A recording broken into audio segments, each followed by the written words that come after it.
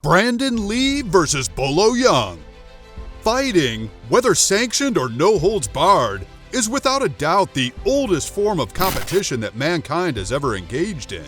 At times, it has been a necessary tool of survival, kill or be killed. That has proved an extremely effective motivation and crucible for enhancing mankind's fighting prowess. And nowhere is appreciation for the beauty of fighting more apparent than in the wide, storied genre of martial arts cinema. Violence is the selling point of these films, but seeing as that violence is achieved through trickery, stunt work, and movie magic, it's not truly the audience's bloodlust that drives the industry. In this video, we are going to take a look at two martial artists who took their fighting techniques to the big screen, Brandon Lee and Bolo Yeung. We will also try and answer the question, who would win in a street fight? But before we do this, remember to give us a thumbs up and a quick click on our subscribe button to get more videos like this one and support Brutal TV. Thanks! But for now, let's go back to Lee and Yeung. Firstly, let's take a closer look at Brandon Lee, the son of Chinese martial arts teacher and action movie star Bruce Lee. Brandon was born on February 1st, 1965 in Oakland, California, and as soon as he could walk, he was practicing martial arts. Brandon was trained in Bruce's own style of KungFu, Jeet Kune, which was a hybrid style that Bruce culled together from many Chinese and other martial arts disciplines. By the time Brandon was 6, he could destroy a wooden board with a single kick. After his father's untimely death, Brandon continued his training and development in Los Angeles with Bruce's former protégés, Dan Inosanto and Richard Bustillo. He also began taking up fighting styles like Muay Thai, wrestling jiu-jitsu, and boxing, and he soon integrated these into his own personal style.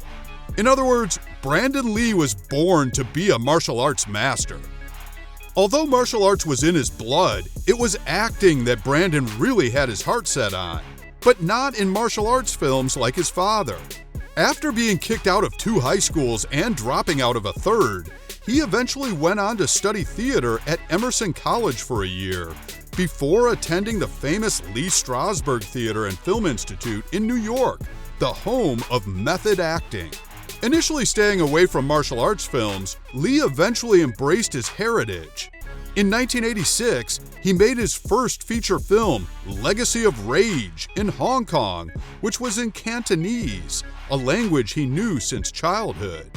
After this time, Lee appeared in Kung Fu, the movie with David Carradine, which aired on television. He played a deadly assassin, and his powerful fight scenes made quite an impression on viewers. Returning to the big screen, Lee made 3 action films, Laser Mission in 1990, Showdown in Little Tokyo with Dolph Lundgren in 1991, and Rapid Fire with Powers Booth in 1992. With his career on an upswing, Lee signed on to play Eric Draven in The Crow, based on the comic book James O'Barr. In the film, his character is a murdered rock musician who comes back from the dead to take his revenge on the gang that killed him and his girlfriend. Unfortunately, there were a series of mishaps during the course of shooting, starting with the first day when a crew member was almost electrocuted.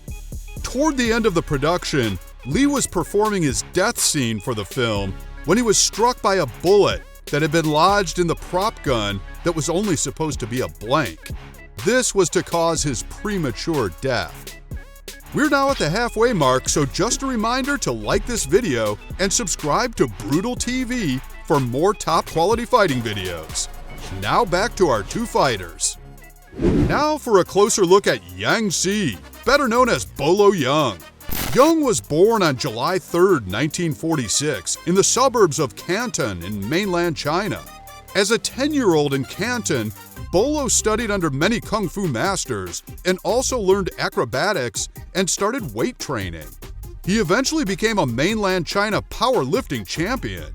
In the 60s, to escape communism and seek a new life and new opportunities, the young Yang Si swam from China to Hong Kong. He then began teaching bodybuilding. At this time, Bolo Yeung came to the attention of Sir Roon Shaw's Shaw Brothers organization, and he got several film roles playing burly, muscular villains. Of course, the bigger he got physically, the bigger the roles he was given, and the more monstrous his on-screen persona became. Whilst at Shaw Brothers, he continued to develop his martial arts skills. He particularly developed a love for Tai Chi. He continued to build himself up, and in 1970 became Mr. Hong Kong bodybuilding champion. He was chosen by Bruce Lee to play Bolo, the top fighter of drug baron Master Han in the Kung Fu classic Enter the Dragon in 1973. This film was to be where he acquired his new name and also developed a close friendship with Bruce Lee. Bolo Yeung starred in hundreds of Kung Fu films through the 70s and 80s and was regularly killed by the likes of Bruce Lee. Although his skills were actually far more advanced than any single discipline, he humbly says that he felt in terms of Kung Fu, he could not compare with Bruce Lee. His big break came in 1988 when he co-starred as Chong Li in Bloodsport. For many people, Bolo Yeung was the real star of this film and several others, including Double Impact and Tiger Claws. He was inevitably cast as an invincible monster of almost supernatural prowess, who dwarfed such contenders as Jean-Claude Van Damme and Brandon Lee in climatic David versus Goliath duels, which he had to lose because they were the heroes.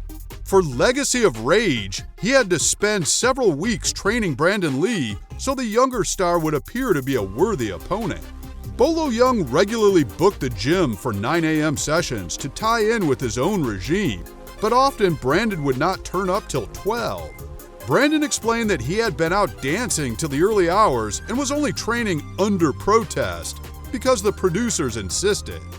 Bolo Yeung went on to have a long and successful career in the film industry and still trains regularly at the age of 75. So who out of these two fighters would win at the peak of their careers in a street fight? In our opinion, there really is no contest. It has to be Bolo. Brandon Lee really was passionate about acting and not quite as passionate about martial arts.